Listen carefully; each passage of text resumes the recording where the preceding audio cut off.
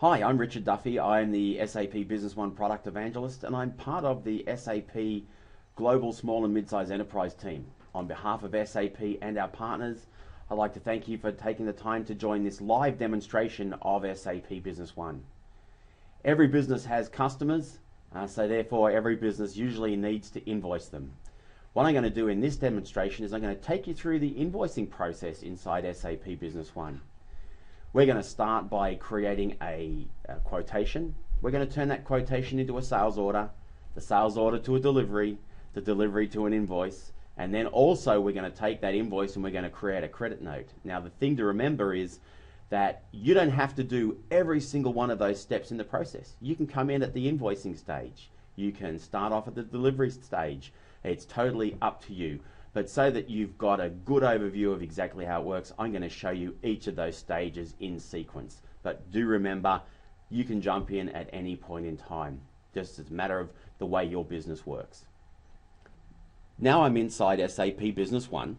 I'm going to use my modules view. So this is the menu that I'm going to use. In some of the other demonstrations, you've seen me use the cockpit. I'm going to change it a little bit, and I'm going to start using the main menu. So we go into our sales process, and it's here under Sales AR. Now, one of the things that you'll see is we've laid each of the steps out in a logical sequence. You can go sales quotation, sales order, like I said, or you can jump in at any point here. I'm going to dive in at the sales quotation phase, and I'm going to leave that just in that size. First thing I need to do is I need to choose my customer. Now I can do that from the drop-down list here, or I am able to go in and do a search, and I can do that search simply by putting in a wildcard and pressing enter, and it'll give me a list of all the business partners I can choose from. And in this case I'm going to choose Earthshaker Corporation. Again, that's the one we're going to use for most of the demonstrations. It's giving me the ability now to specify who was the contact person at the customer that put in the order. In this case it's Bob McKensley, and he's going to give me a customer reference number. Well, maybe at this particular point in time there is no reference number, because all he's done is he's called me and said I want a quote for some printers. So that's fine. So I'm going to leave that blank. I can go across here. I can specify the posting date. So a sales quotation itself doesn't create any accounting entries. When I turn the sales quotation into an order or into a delivery, that's when it's going to create those accounting transactions, and that's where this posting date becomes valid. I can also put in a valid until date, and I can also put in a document date, so I can override those if I have the rights to do that and my system is configured accordingly. So all those dates are fine. Now I want to go and I want to start choosing the products that I want to include in the order. Again, same thing. If you know your product codes off the top of your head, you can just start typing them in. There's no need to do all the lookups or anything like that.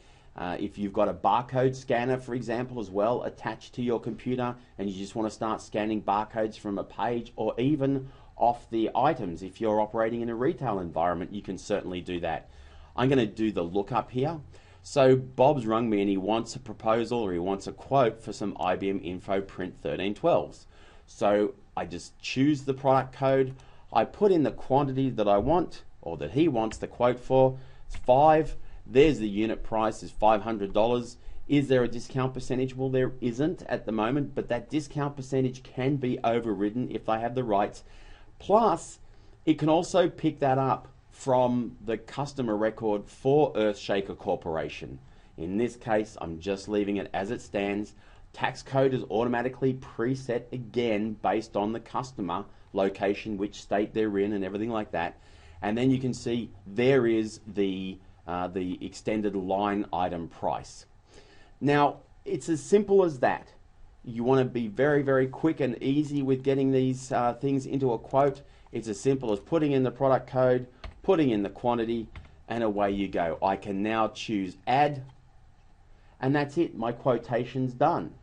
But if you need to, you can start getting a little bit more sophisticated. So I'm going to go back to that quotation. There it is. I can call up one of those line items, and at any point in time I can right click on the line, and you can now see I've got additional things that I can put in here. So for example, I'm able to see the gross profit. If I was selling that item for that price, there's my sale price, you can see what the gross profit is on that line. So you can see it as a dollar value as well as a percentage. And there's a number of different ways that it calculates the gross profit, which are set in your configuration. Right now, I'm basing my gross profit on the item cost. But I can, if I want to, I can base the gross profit. I can look at what the gross profit is by comparing to any one of these other price lists. For the purpose of this demonstration, I'm not going to go through and explain each one of those in detail, but just understand that you have total flexibility about that. So for example, you can set up a price list that is the item cost if you're buying from a supplier, for example, for education, and you buy at a different price when you're buying for an education customer as compared to the price that you might buy at when you're just buying to bring into stock and then sell to normal customers. Or you might have a special contracted price that you buy from to fulfill a government contract. SAP Business One gives you the flexibility to manage that and then see all of your gross profit calculated correctly on the basis of that. So you can see, dive down and look at the gross profit information there. Other things I can do, I can look at my available to promise. So I'm able to pick that inventory item and it will show me line by line what is the amount of stock that I have and what is the amount that I have that I'm able to promise to this particular customer. So again, you've got total flexibility there and total control over the information that's in the system. So if Bob says to you, okay, will you have those on such and such a date, you can go in and do that calculation and tell him, yep, we're going to have those 5, no problem at all. Or you could say to them, well, look, we've got a lot of orders sitting there in the system, so you really need to come back to me as soon as possible so I can turn this proposal or this quotation into an order as quickly as possible to make sure we guarantee that you get that stock. So that's my sales quotation. Now, of course, you generate a sales quotation very, very quickly and easily. You can generate that quotation into a printed document. So I'm just going to let that run for a second. Now, what you're looking at here is an example of a document that we have built using Crystal Reports. Now, all the other, or a number of the other reports that I've shown you in SAP Business One, we're using, if you like, our quick and easy reporting tool called the Print Layout Designer. But for those documents that you want to be a little bit more graphically rich, a little bit more presentation ready, this is where the Crystal Reports layout tool becomes very, very helpful, because it has a lot more flexibility and capability around really dressing up your marketing documents. Not only that, but you'll also notice on my Crystal report, when I generated it, I've got my golden arrows. So when I've got the report on screen, I'm able to click and drill down from inside the report to the underlying information as well. But there it is, there's our sales quotation. So I'm able to now go and I can print that out, I can fax it to Bob, I can send it via email. I've got total flexibility over how that works. So Bob's received the quotation and he comes back to me and he says, well, I really like that quotation, it's all good, I want to go ahead and I want to turn that into an order. With SAP Business One, we've made that really simple. All I need to do is call up the sales quotation and I choose copy to. So now it's saying, all right, what do you want to copy it to? Do you want to take this quotation and turn it into an order? Do you want to turn it into a delivery? Do you want to go straight to the accounts receivable invoice? Wholly and solely up to you how you do it. I'm going to go through each step. So I'm going to turn this into a sales order. So there it is. You now see the sales quotation's been turned into a sales order. So the next thing I need to do now is to put in the delivery date. I'm going to say I want that delivered on the 2nd of next month. So I'll put that delivery date in there. And it's asking me, do I want to update the existing table rows with the new delivery date? Why is it asking me that? I'm going to say yes. But it's asking me that because each row in the order can have a separate delivery date. I've got all those lines there in the order. Again, I can right click and you can see there's a whole range of additional things that I can do on each one of those lines. Now, one of the other things I can do as well is you'll see that this is a fairly short looking, for want of a better term, grid that only shows certain information. There is a lot more information sitting underneath there that you can access if you need to. All you need to do if you want to access that information is you press Control L and it brings up the row detail against the order. So now I've got all this other information. I'm not going to show you and explain to you what every single one of these fields does, but we've got all kinds of different information. For example, for your inventory, you can record not only your code for a product, but your customer, they might have a particular code that they use when they refer to it. So you can do the order entry off your code or their code. You can put in a different barcode number. So you've got, might have a part number which is in the barcode versus what you have as the item number. You can use different factors for doing calculations of pack sizes. You can change your commission percentages. You can override the weights of the product for shipping. You can specify a different number of packages, again for shipping. There's a whole range of things that you can do there that give you total flexibility. You can even specify, because Business One handles multiple warehouses, you can even specify which warehouse you want the stock to come from. And when you're on the warehouse field, by pressing Control Tab, you can drill down and see in each one of your warehouses how many you have available, how many in stock, how many committed, and so on. So there is a lot of information that you can get to underneath that particular screen. Now, if you're looking at it and you're saying, well, gee, that's nice, but I'd really like to have additional information on this screen. For example, I'd like to include the warehouse field on this screen. Not a problem. All you need to do is go onto Tools and choose Form Settings. This brings up the form settings for this particular screen, and then I want to look at my row format, and you'll now see all of those fields that I can include. I can specify which ones are in the row format, which is that big expanded field, or that expanded view I just showed you. Or this view that we're now looking at is called our table format. So if I want to include it on this view, I simply go in here and I can say I want to see the warehouse. So I want to make that visible. Now if I don't want people to override a field, all I do is I just toggle this active on and off. In this case, I do want them to be able to override that field. And then what I want is I want the warehouse field to appear before the unit price. So all I do is click and drag that up and drop it in here before the unit price. I say OK, and now you'll see the warehouse field is now on that screen before the unit price. So of course I can press Control Tab there and now view all of the information by warehouse.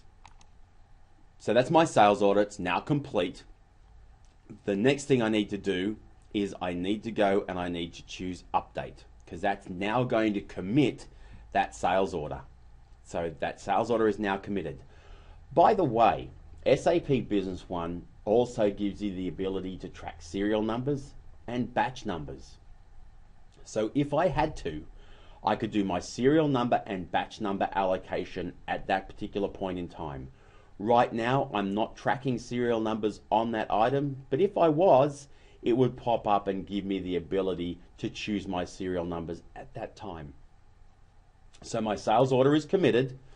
Once again, I now have the ability, if I want to print an underlying document. For example, a sales order confirmation.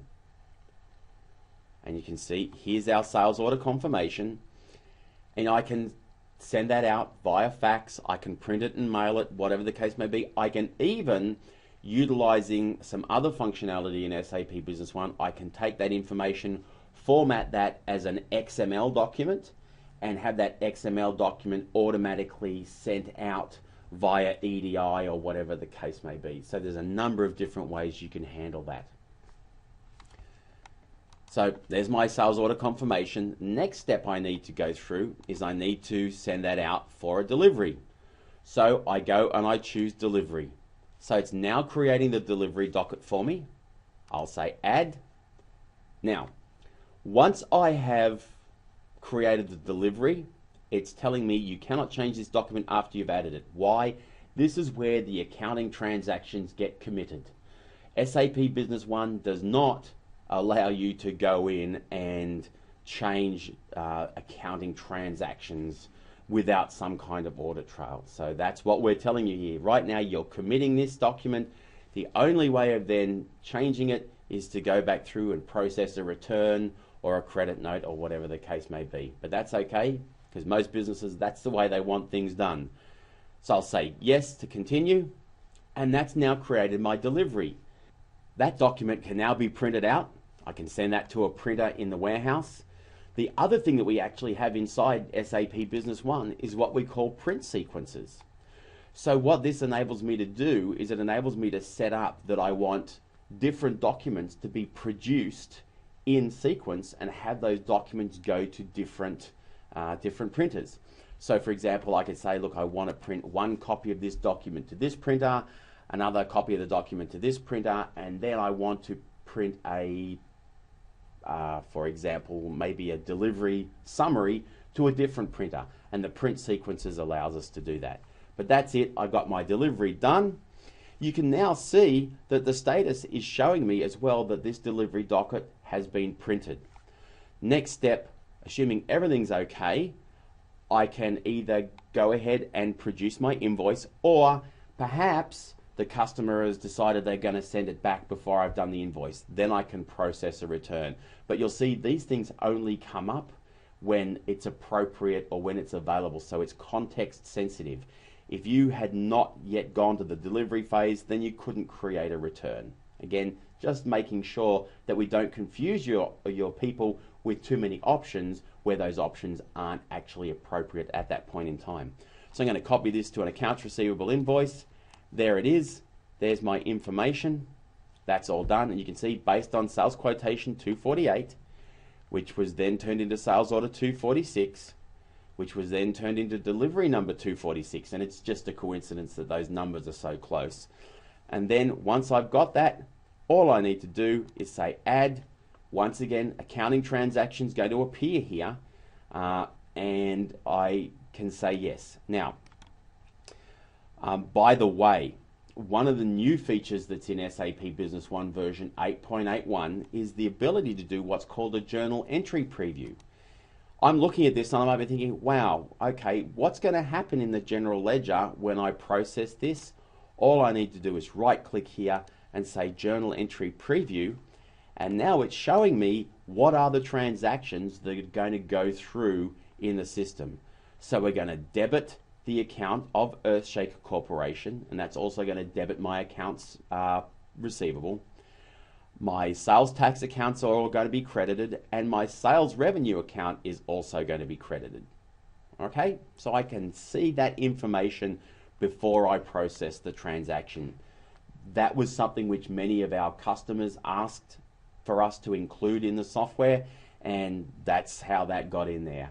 Now, by the way, once you become an SAP Business One customer, each year you'll be paying an annual maintenance fee. Anytime we include that new functionality, you automatically get that as part of your annual maintenance. So I'm now going to go in and I'm going to say add. You cannot change the document after I've put it in, and that's fine. So that is my entire process completed. Started with a sales quotation, turned it into an order, turned the order into a delivery, turned the delivery into an invoice. But I could go from quote to invoice. I can start at a delivery and go to invoice. I can start at any point in that cycle. It's wholly and solely up to how you choose to run your business. Now, a couple of other things to bear in mind. You can process these documents en masse. What do I mean by that? Well, let me show you. Let's just dive out of here. And once I go back into my accounts receivable module, you'll see we have this function called the document generation wizard. And what the document generation wizard allows you to do is it allows you to perform batch processing of those documents. Give you an example. You can create a parameter set, and this is just a way of saving all the different options that it's going to require in order to run the document generation, just to make it quick and easy for you. So I'm going to call this is my default sales order generation. I'll call it default sales order gen. And description, use this to generate sales orders. And I'll say next, and then it's going to ask me, okay, what is my target document? So my target document is sales orders, and then it's going to ask me how I want to treat each one of these target documents. When I'm doing my summaries, do I want to produce a summary method? So if I'm adding multiple documents, for example, I can take 5 quotations and have those consolidate down into one sales order. So if I've got 5 quotes for Earthshaker and they decide to go ahead with all of those, I can consolidate those down to one sales order. Or I can keep them separate, totally up to you.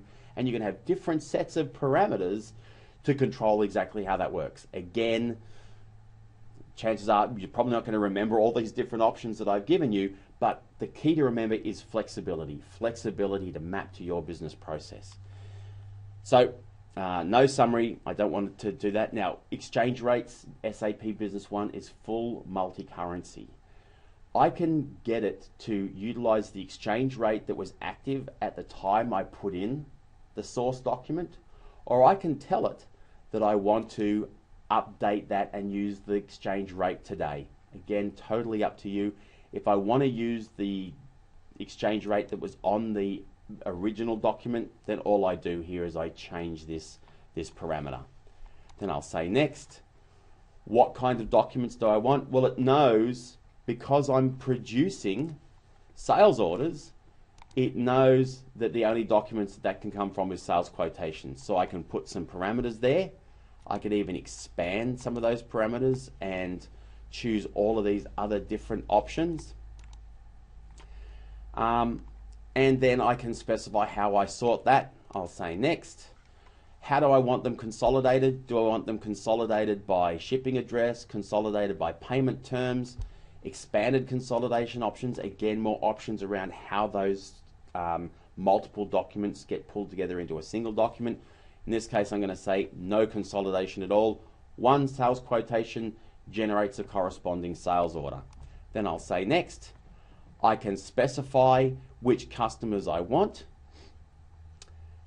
In this case, I'll say add customers, and I want to add all of my customers.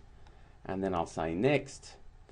What do I want to do if something occurs during the process? If there's missing data, if there's a bookkeeping adjustment, something that needs to be fixed from an accounting perspective, or I've got an inventory shortage, or whatever the case may be, I can specify exactly what I want to happen. Skip to the next document, skip to the next customer, or ask the user to provide input.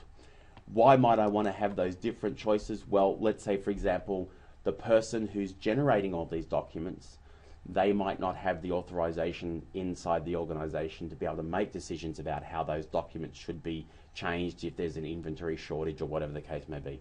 So again, that's the beauty of the parameter sets. You can set up all these different parameter sets and have different people using different parameter sets to generate the documents. And then I'll say next. I give it a set name so I can save the parameter set and execute it. I could just go ahead and execute it now and not save the parameter set, or I can save the parameter set and exit, which is what I'm going to do. So that's now done. I've now got my parameter set there. So next time I want to do my document generation, all I do is go to the document generation wizard. I now pick this existing parameter set. I say next. It will allow me to change any of those parameters if I want. And then when I'm finished, all I do is I execute the parameter set. and away it goes. It now does all of that document generation en masse for me. So that is another way that you can go through and you can generate those documents. Very, very handy if you operate in batch processing mode, if you process large numbers of documents. So you've done the sales order, but maybe there might be a situation where a customer needs to send some product back. Well, there's a couple of different ways that you can do that in SAP Business One, and it depends really where the process is at. So let's say, for example, you do your shipments and then you send an invoice separately to the goods. If that was the case, and you hadn't yet sent the invoice out, so you hadn't yet turned it into an invoice, you could just dive straight into the return process and you could create a return from the delivery. In order to do that, you would just simply go here into returns, you would pick your customer, let's say in this case Earthshaker, and you would choose copy from deliveries. So you would call up an existing delivery that was in the system, okay, and then you would process the return from that. If by chance you've already turned that into an invoice, then what you might want to do is you might want to do an AR credit memo, in which case you call up that function here, AR credit memo, pick my customer, again it's Earthshaker, and I'll say copy from AR invoices, and you'll then see, I'm just going to sort this by date, so there is the one that I just did. You can now select that document and it will pull all of that in. So now what it's asking me here is it's saying, okay, do you want to use the current exchange rate or do you want to use the exchange rate that was utilized at the time of creating that document? So again, total flexibility. Do I want to pull all the data in that was on the original transaction, including freight and withholding tax, or do I want to customize it? Maybe they're only returning one aspect, or maybe I need to give them a credit on the freight, or whatever the case may be. In this particular instance, I'm going to draw all the data in, and there you have it. There is the information that was originally on that sales invoice. So now to process the return, all I do is I click on add, and now it's going to process return. It's going to bring the stock back in. It's going to create the adjusting general ledger entries, and that's it. I'm now done. I've processed the return. So I can do it that way, or I'm able to, as I said, go in and just process the return against a delivery. Now the great thing about SAP Business One is that we have this functionality called draft documents. Let's say in your organization you have a process which is to require customers to quote a return number, but you don't want to process anything until that return comes in. So what you can do is you're able to choose the customer, again go in here and say copy from deliveries, pick the transaction, so let's pick this one. I want to draw all my data, and then what I'm able to do is I'm going to give them this document number. So I'll say your return authorization number is return authorization number 16. Then rather than having all the transactions commit, I now want to wait for that those goods to come back. So I'll say save as draft. So now that document is there as a draft. I can call it back up when the goods come in and continue then the process. So call up that draft document, and then once the goods have come back in and I've checked it, I can commit the accounting transaction. So again, flexibility right throughout the entire system, and that draft capability is there for all of the other transactions I just showed you as well. You can create a draft sales order, a draft invoice, a draft delivery note. You've got total flexibility around that. Other things that you can do as well is create down payment invoices. So you can create kind of like a pro forma invoice for processing a down payment where only certain aspects of the transaction are committed. You can even process an accounts receivable invoice and take the payment at exactly the same time. So if you've got maybe over-the-counter sales where people just come in and they say, look, I just want to buy this product. You don't need to track who they are. Even if you do want to track who they are, you can handle it. But in this particular instance, you'll see that when I go into the AR payment, invoice and payment, by default, it uses our one-time customer. And again, I can choose a different customer if I want to. So again, let's say it was Earthshaker that came in and they just wanted to do a quick transaction. I can process it this way. Of course, this is an accounts receivable invoice plus payment. So I probably wouldn't do it for Earthshaker because they've got credit terms with me. But let's say I had customers that I wanted to track the sales per customer, but they were on COD, then I could also use this process. Again, I know I keep harping on about it, but flexibility is the key here. We're not making any decisions for you or telling you how to run your business. We're pre-configuring with best practice, but giving you the ability to choose which way you process your transactions. So I'm not going to save those changes there to that document. So that takes you through the sales order process, the process of creating your quotations, going right through to the invoice, even processing a return if you need to. Now, you may be sitting there thinking, well, hang on, in my business, I don't actually sell products, I sell services. Well, the good thing is everything that I've just shown you with the entire sales order process, going from sales quotation right through to the sales order, the delivery and the invoice, you can do with service-based items. So I'm not going to take you right through the entire process again just to show you the service capability. What I'll do is let's just dive back in, and I'm going to create a sales order now, except this time rather than it being item-based, I'm going to make it service-based. So again, we'll pick Earthshaker Corporation. The same things apply in terms of putting in customer reference numbers, putting in your posting dates and your document dates. What's different when you're working with service-based invoicing is instead of your item or service type here being item, all you do is you choose service. And then it's simply a matter of typing in a description of the service that you're supplying. So in this case, I might say installation of printers